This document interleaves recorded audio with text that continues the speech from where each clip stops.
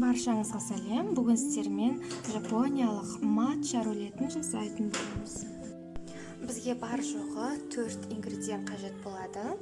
Яғни жұмыртқа, қант, ұн және матча шайы. Алдымен жұмыртқаның ақ уыздарын сары уыздарынан ажыратып аламыз. Қантымыздың жартысын ақ уыздарымызға салып, объемы 2 есе үлкен